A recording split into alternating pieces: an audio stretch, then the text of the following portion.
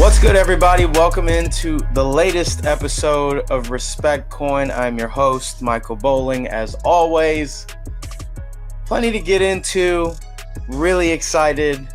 We're past 10 episodes. We're cruising. Got to get into some Bulls. Got to get into some NFL. Man, coming off a really good week.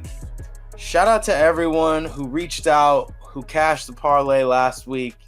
I'll get into that more in a little bit, but last week was a lot of fun. I feel like we read the games pretty well. You know, we kind of had the script, low key. With the exception of a few plays, we were seeing the board well. Really excited to get into this week's action.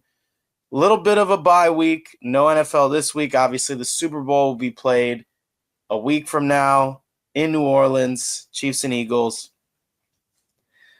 But as we always do, we'll get this show started with the good, the bad, and the ugly. First, the good, and I mentioned it off the top. Cashing the championship round parlay was a blast. We had A.J. Brown to score, Eagles to win, Xavier Worthy to score, Chiefs to win. I told everybody. Oh, man. I it's funny because I can't believe that so many people doubted the Chiefs. Do I think the Bills deserve to win? Probably. Do I think Josh Allen played well enough to win? No. It's really subjective, I guess, at this point. But we cashed our parlay. The four-legger with the 2 touchdown scores. That was a blast. Really funny story. I went to the gym. I'm going back to the gym nowadays. So people who are close to me, who know me, this is the announcement that I've been back in the gym. I will never, ever, ever be the person who's taking selfies or carrying a tripod around the gym. But went to my gym on Monday after Championship Sunday, and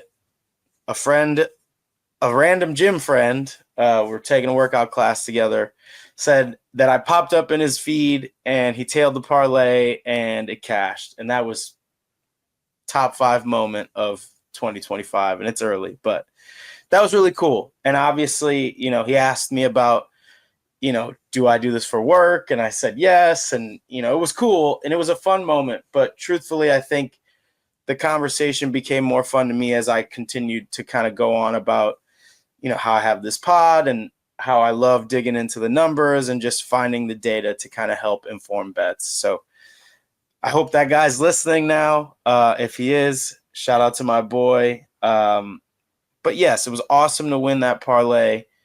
Could have been a huge night, but we'll take the wins where we can get them. And then Monday night, we had Bulls bet night at the 𝗚ci. Put out a quick little 3-legger. It was just about even money. That cashed as well.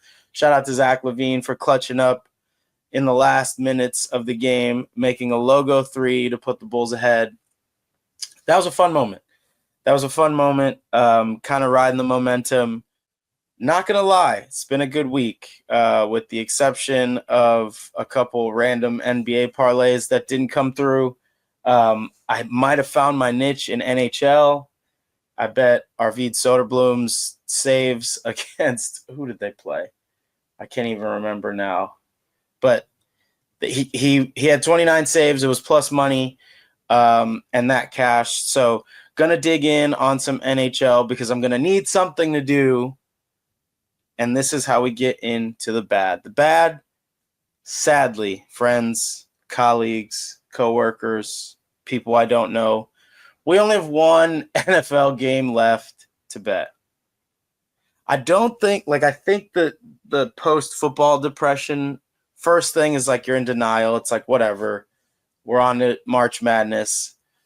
But I feel like the second week after the Super Bowl, it's like, for bettors who aren't just like throwing their money away, it's like, damn, what do we do now? It's tough, man. It's tough. I mean, I think the most fun part about football and NFL specifically, I guess college football as well, is every Saturday, every Sunday, you know there's going to be tons of bets to make. And it's like a weekly occurrence. You have the Monday night games, you have the Thursday night games, what have you. But Sundays feel like religion at this point, and that's blasphemy. So I'm sorry if that offends, but it's the truth. People tailor their Sundays around football, and I'm going to miss it. I'm going to miss it for sure, but it's not all bad. We do still have one game left, and it happens to be the biggest game of the year. So we will get into Chiefs-Eagles a little bit later in the pod. Finally, as we open this show up, the ugly will also coincide with the coin disrespecter of the week, and that is none other than Buffalo Bills quarterback Josh Allen. I don't want to sound greedy here, but damn it, I'm greedy. I know that doesn't make sense, and it doesn't make sense to me how Josh Allen, who is a massive human and has scored rushing touchdowns in many ways this year, could not find the end zone on Sunday against the Chiefs. If he was able to score one of these rushing touchdowns, the Bills probably win the game. So if you were on the Bills, you needed him. You needed him to get in there, and he just didn't. Yeah, I was angry because we had a 50-1, all four quarterbacks to score a touchdown parlay. People laughed at me. People thought I was a joker. And as soon as Mahomes scurried in, it was like, oh my God, he might be right. And I don't do this to prove haters wrong. I don't care. There's so much of that toxic stuff going on in the betting community, especially on social. Like, I do this for fun. I like checking on the numbers. It's kind of part of the way I was raised. My pops was a bettor. So none of that matters to me. But damn, we had a good read. It was a great read. If you would have asked to rank those four quarterbacks in order of how likely they were to score, you could have put Hurts and Allen 1A, 1B, 1 or 2 in either order. And then it would have been Jaden Daniels, Patrick Mahomes. Daniels got in early. Hurts got a couple. Mahomes was the sweaty leg. That's in.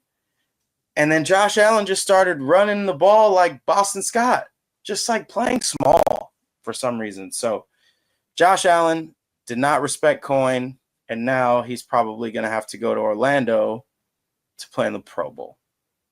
Tough. And I love the Bills, man. I hope that they get a chance to win. They're going to have to get over the Mahomes hump. He just can't beat him. He just can't beat him. I don't know if that offends. I don't know if that makes me sound like a hater, but it's true. And I came on here and I told you all the numbers. You just can't beat him in the playoffs. You can't do it. So when we get back to this next year, and hopefully we're still doing the pod and we're still talking about this rivalry between the Chiefs and the Bills, remember how you felt when you thought this was the year. I'm a Cubs fan. I said for my entire life until 2016, this could be the year. And I lied to myself all the way into my 30s. So it don't have to happen. The Chiefs don't have to lose to them. It's clear they got their number. So Josh Allen, coin disrespecter from last week. All right, let's have some fun. Let's talk Bulls Raptors. Bulls are going on the road to Toronto to take on the Raptors. And the Bulls are coming off a pretty brutal loss to the Celtics. They did have a surprising win against the Nuggets. I talked about that parlay that we cashed a little earlier. There's a lot going on with this matchup Friday. Bulls are plus 3.5 right now. I do think this number could change, and I'll tell you why in a second. First things first, let's talk about the splits. 93%, 93% of the money is on the Raptors spread. Raptors minus 3.5, 93% of the money. The Sharps got to know something that I don't know, and I watch every single game. I don't know why that amount of the money is on them, but I do have some ideas. As we move on, 70% of the public also on the Raptors spread. That doesn't surprise me for a few reasons. Zach LaVine is not going to play for the next 2 games. He's awaiting the birth of a child. Completely respect that from him. Obviously, we know that there's trade deadline implications for the Bulls, but for this game specifically, we will have, unless someone's traded, Vooch is in, Coby White back from an injury. He played in the Celtics game. The Bulls are missing a lot of scoring with Zach out. Now, I will also say I've put Zach in a few parlays where it felt like the matchup was good enough for him to get 25, and he's just been hovering around 20. So you have to replace 20 points with Zach out of the lineup, in my opinion. And I think, for as much as I am hard on Coby White, I think Coby White needs to step up big time in Toronto. Toronto is a team that you can beat. They are a team that is a little banged up. We'll talk about the injury report because I think that's going to have implications on this spread. So 93% of the money on the Raptors spread, 70% of the public on the Raptors spread. The over-under, the total is 231.5. It's tied for the most total points on the board. This is not new. If you've been listening to this show consistently, you know that the Bulls totals are almost always some of the highest on the board. That is no different. 68% of the public is on the over. And that's really all you need to know. Because the Raptors have some injuries, because the Bulls are missing Zach LaVine, does not scare me away from betting this over. So I don't have a thought on the spread, and I'll tell you why in a second. But I am very interested in taking this over. And from my seat, 231.5 on DraftKings, 232.5 on FanDuel. I don't know which one is which in terms of legitimacy, who leads the way. A lot of times they'll price these differently so you can get different numbers. I do think this number is going to climb. So if you're listening to this and it's 231.5 and you see it anywhere, take it. I do not imagine a scenario where this number goes down at all. Reason being, we know what the Bulls situation is. The Raptors have Grady Dick and Emmanuel Quickley as game time decisions as at this time. As I'm recording this podcast, those guys are game time decisions. If those dudes happen to jump into the lineup, that's more scoring for the Raptors. So, moral of the story, if you want to bet the over and you see 231.5, take it immediately. I do like 232.5 still. It is just a point. I don't see this number moving 3 or 4 points by the time tip-off comes, but it's important to line shop, so make sure you're looking if you're trying to bet this over. No LaVine, no LaVine, add Coby. Kobe's just getting back into a rhythm. He was off for about a week, so it could be an interesting game. Do I think the Bulls have a chance to win the game? Absolutely. If they're knocking down shots, they can beat anyone. They've proven that. They beat the Nuggets after trailing for a little bit in that game, taking on 𝗗elle 𝗪𝗧, who had a massive triple-double. Jamal Murray had over 20 points. The Nuggets gave them their best shot, and the Bulls won. No, Zach LaVine changes the calculus a little bit, but the Bulls have traditionally played pretty well in Toronto, so we'll see, right? Like, this is not a situation where it feels like a must bet. I'm certainly not, married to the idea of betting the spread in this game or the money line. But I do think that if the Bulls knock down shots, they have a chance to win. That's the Bulls. At the moment, because of those injury designations, there aren't a lot of player props out. So I will be posting a parlay on my social channels at @MikeAlexBolling. You can find me Twitter, Instagram, TikTok, all of that. Usually I post to Twitter and Instagram and my Instagram story. So make sure you're keeping an eye out. I will be posting a parlay for this game once the full player props are out. I do think there's an opportunity with that total being so high to capitalize on a little bit of a parlay. All right, quick show this week. Not a ton to go over with no football, but it's never too early to look at the lines, and I will save these numbers and reference them next week when we talk about the actual Super Bowl being 48 hours away. Sharing some fun personal info was my dad's tradition to go to Vegas every year for the Super Bowl. We've made it into our tradition, my brother and I. The tradition lives on. I will be in Vegas to watch the game, which is basically like Kitty Land for bettors. Really excited and super, super, super pumped to be going back to 𝗬𝗏 Stadium Swim. Best place to watch the Super Bowl outside of being at the actual game. So excited to go experience that in the desert again. So looking at these early lines, like I reference on all of these shows, I definitely look at 𝗦cie. 𝗦cie has a studio in 𝗬𝗏. These odds are powered by DraftKings and the splits. So Chiefs -1.5. I believe they opened that way. It's been this number for a few days now, so if they didn't open that way, it was pretty close. Chiefs -1.5 over the Eagles in the Super Bowl will be played in New Orleans, indoors. A lot of implications, a lot of stuff to talk about. We will save most of the nitty gritty for next week's show, but let's talk about the early splits a week in advance. 57% of the money and 59% of the public is on the Chiefs spread. Anything that's in that 60-40, 50-50 range is definitely a split. And I do think there's two sides of this Super Bowl that people can't ignore. There's people that hate the Chiefs, and then there's everybody else. It's pretty simple. I've talked to so many people over the last, let's call it over the playoffs, so the last month, who are just sick to death about the Chiefs. And I, for one, just simply cannot understand it. People want to hate Taylor Swift. For what? Who cares? She does nothing to involve the game. And yes, they show her all the time. I don't know why this is such a big deal. Like, we're talking about betting a football game, not anything to do with Taylor Swift just watching her boyfriend ball out. So the Taylor Swift stuff to me is moot. Definitely don't let it cloud your judgment or your mind. It means nothing, really. I can't stress that enough. Other factors, they just are sick of Mahomes, they're sick of 𝗏else, they're sick of Andy Reid. Like, I don't know why people are so sick of them. Maybe it's because this conspiracy theory that they get all the calls. Guys, this isn't a conspiracy theory. I mentioned this on last week's show. He's gonna get the calls, guys. Like, he's going to get the calls. Michael Jordan got the calls. Kobe got the calls. LeBron got the calls. This is not new business.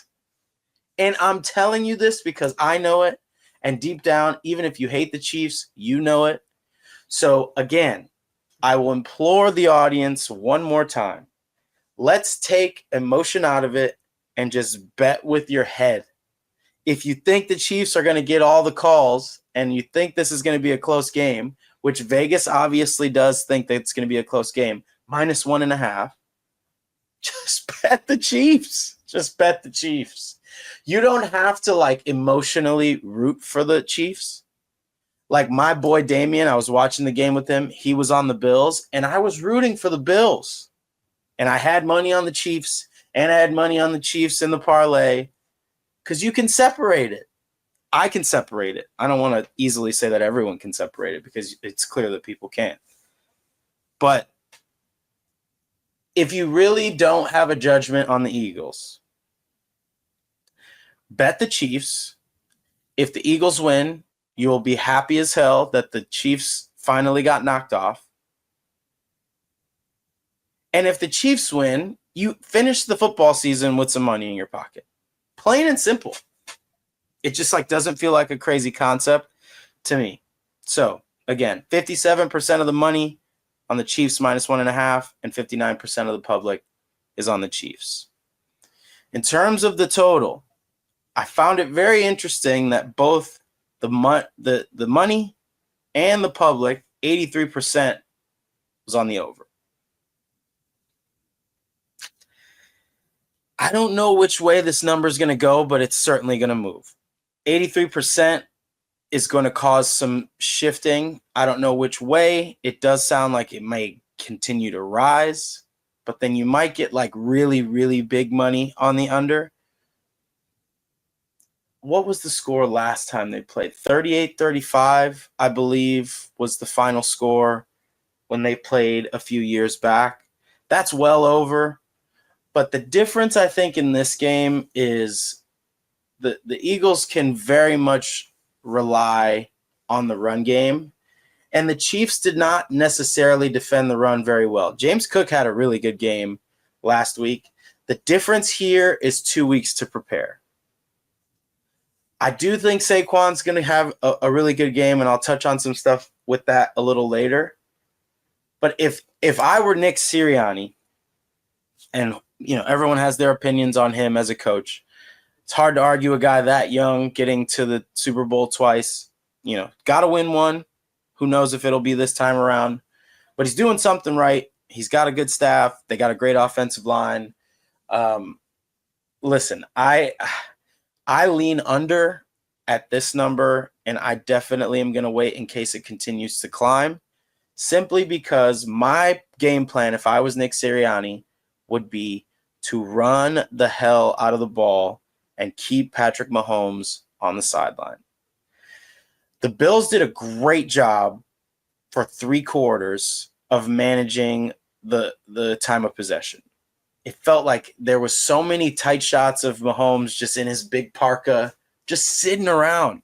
Like, they didn't have this crazy volume of possessions. And there was a couple times where Josh Allen fumbled the ball and, got it back. So the opportunities were there for the Chiefs to kind of extend that lead, and the Bills took the air out of the ball and said, no, we're not going to allow this guy to have, 15 possessions in the game, because he knows that's the recipe to get cooked. I think that's going to be the game plan for the Eagles. They have the best offensive line in football. I don't think there's any debate with that. Saquon Barkley should probably get more MVP votes than he will get. He has had the most impactful season, I think, of anyone in the league. And you could say what you want about the running back position and it not being as prioritized as it used to be. Take a look at the teams that were here at the end. The Ravens run the ball. The Bills run the ball. The Eagles run the ball. The Lions ran the ball. The trend is not something we can ignore at this point. And he has been so effective. So it's important to think about and line shop to see what these numbers are doing in terms of the total. My lean at this moment is under, but I'm waiting to see if this gets up to 49 and a half. If it gets to 50, it's an auto hammer under. The interesting part of some of these splits, especially for the Super Bowl, is the smart money's on the Chiefs, and the public, no secret, is on Eagles money line. 53% of the money, 55% of bets, Eagles money line. This makes sense, right? Everybody likes a little plus money. You don't have to have the plus money, but this is a little bit like how I felt last week, right? Same spread. You're going to get if you like the Chiefs, you're going to get them close to even money. One thing to look out for injury report wise is the offensive line for the Eagles. Landon Dickerson had to play some center. There's a little bit of a rotation going on because the guys are banged up. I have to think that these guys are going to play after an extra week. They'll probably get their bodies right. If that offensive line is full in practice and all those things, I do think this could get closer to a pick 'em. So my advice right now is if you like the Eagles, bet it now. And if you like the Chiefs, I encourage you to wait. Because if you wait, you're going to get a better number if it gets closer to 1. If it gets to a pick 'em, it's going to be pretty much even money. But if you like the Eagles, I don't see a scenario where the Chiefs get – I guess the Chiefs could get massive money in next week after some practices, after the media stuff starts, and people start getting excited. Normally, the big bettors are getting in early, but, it depends on who you are, depends on what book it is. Those numbers could move. So my POV, this is obviously not set in stone. Strong possibility that money comes in on the Eagles, more public money comes on the Eagles. This number gets a little closer to -1, maybe a pick 'em. If you like the Eagles, I'd take them now. I don't see the number going the other way. If you like the Chiefs, my POV is to wait a couple days. Let's get into next week and see what the number is. So that's the little early preview. There's not a ton to cover right now. I'm not encouraging any, I don't have any sharp lines on player props at the moment. But if you remember last week, kind of encouraged people, if they like the Eagles, bet your Jalen Hurts, bet your Saquon Barkley's on DraftKings. I know some of my friends did that. Saquon Barkley was plus money. He is now minus 190 to score. And this is a perfect segue into this final segment. Props that I like that I'm betting right now. These are not like straight up player props. These are the fun props and some awards. And I'll go in order of, the value. First and foremost, if you are someone who likes the Eagles, I encourage you to bet Saquon Barkley to win Super Bowl MVP. It's plus 280. That means the Eagles have won, and you're getting almost 3-1 value on the Eagles winning. This is normally a quarterback award, but for whatever reason, people just hate Jalen Hurts. You're betting Saquon Barkley to score 2 touchdowns or Jalen Hurts to throw for 3 touchdowns. You've watched the Eagles all year. They're going to pound the run. They're going to feed Saquon the ball. And we have a narrative. Saquon Barkley's birthday is on Super Bowl Sunday. You can't write that any better. I'm not going to reveal my pick for the game, but I'm pretty sure everyone knows which way I'm going with it. If you like the Eagles, you need to bet Saquon Barkley to win Super Bowl MVP right now. Plus 280 on FanDuel. It's already down to plus 260 on DraftKings. So make sure you're line shopping. Anything you can get as close to 3-1, you have to hammer it. Just hammer it if you love the Eagles. So that's my first prop bet to share. If you like the Eagles to win the Super Bowl, you need to be betting Saquon Barkley to win Super Bowl MVP. Plus 280 on FanDuel. In line with Saquon, really fun prop bet on FanDuel that I found. Saquon Barkley and Kareem Hunt to combine for 200 yards rushing and 2 touchdowns. It's plus 550. So if you're someone who loves the Eagles and you're betting them to win, this is a fun prop bet. You can get at plus 550, so just over 5-1. And you're banking on maybe a split. Saquon gets 1, Kareem gets 1. Saquon has been over 100 yards for all of the playoff games. I anticipate that's going to happen again. If he gets into the 125, 140 range, then you only need 60 yards from Kareem Hunt. I do think the Chiefs are going to have to run the ball as well in this game. And Kareem Hunt has been the bell cow. For whatever reason, Pacheco has not been as effective coming back from the injury. Rightfully so. It was a major injury, and they're just getting him back really up to speed. So Saquon and Kareem Hunt to combine for 200 rush yards and score 2 touchdowns, plus 550 on FanDuel. We're going to keep climbing with this value. This is more on the nose player prop. Last week, we saw the wide receivers and the running backs kind of dominate in the championship games. Very quiet game from Dallas Goedert. Very quiet game from Travis Kelce by their standards. These are 2 extremely, extremely important players for both of these teams. In the biggest game of the year, I think they're both going to produce. So if you feel like I feel and you're kind of buying the dip, take Travis Kelce and Dallas Goedert to score touchdowns in a parlay. Plus 800 on DraftKings, a little less value on FanDuel. Again, make sure you're line shopping. I think the security blankets for Jalen Hurts and for Patrick Mahomes are going to be much more active in the Super Bowl than they were in the AFC and NFC title games. So Travis Kelce, Dallas Goedert, both to find the end zone, plus 800 right now on DraftKings. Another fun one. I cashed a prop bet for Eagles Chiefs. Shout out my boy Bagel and Locks from the BR Betting Crew. We were in New York watching this game live. Super fun. Jalen Hurts to score an octopus. Some people might be listening to this podcast and saying, what the hell is an octopus? An octopus is when a player scores a touchdown, earning 6 points, and then scores the subsequent 2-point conversion for 8 points. That's where you get the 8. That's where you get the octo. Jalen Hurts to score an octopus is plus 2,700 on FanDuel right now. It's in their specials, 27-1 for the 𝗗cie𝗄𝗹 merchant.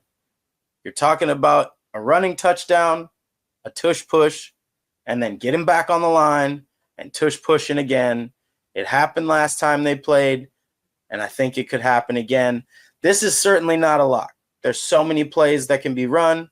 There's a chance that Jalen Hurts doesn't get a chance to tush push. All those things are in play. But if you're giving me those odds, 27-1, I'm taking it, especially with the 𝗗cie𝗄𝗹 merchant that is Jalen Hurts. And finally, the best value bet that I found, it's on DraftKings and one of the more fun bets in the specials category that you can find. Both teams to score 2 rushing touchdowns and make 2 field goals. There's a lot of reasons why I think this is fun. It's plus 4,000 on DraftKings, which obviously that's a huge number. Really fun to potentially turn $10 into 400. But if you look at the numbers, both teams like to run the ball. Both teams have running quarterbacks.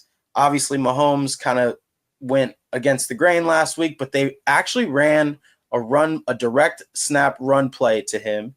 So it's clear that they're willing to do it and obviously know what's going on with the Eagles and Jalen Hurts. So we're talking about 2 touchdowns from Barkley, a touchdown from Barkley and Hurts. We're talking about a touchdown from Kareem Hunt or Isaiah Pacheco or Xavier Worthy. And the field goal kickers indoors, I love it. Harrison Butker, he is who he is as a person. Not a fan, but he's a good kicker.